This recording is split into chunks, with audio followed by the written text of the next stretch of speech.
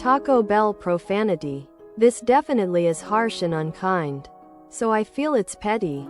Y'all can decide for yourselves. A few years ago I was having lunch with my wife in a Taco Bell. I don't think the name of the establishment matters. But I don't want to be as factual as I can. We sat down at an empty table. The restaurant was empty. 0 customers but my wife and I. One place is as good as any when it came to seating. This family of 3 comes in and sits at the table behind us.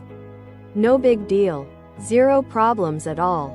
However, after a few minutes the little kid, maybe 2 or 3, stood up in the seat and was peering over the seat and disturbing my wife who was seated on that side. My wife asked the parents politely as possible to have the little one turn around.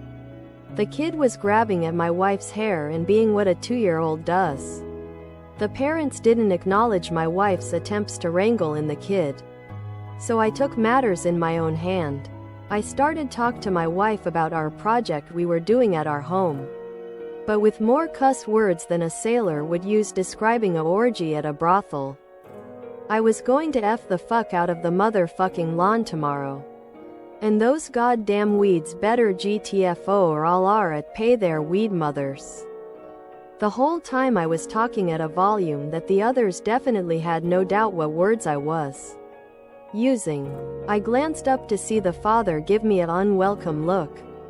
I just smiled and continued my profanity-laced soliloquy. The payoff was them abruptly getting up and going to the farthest distance away. While still being in the restaurant, I didn't know I had those words in me.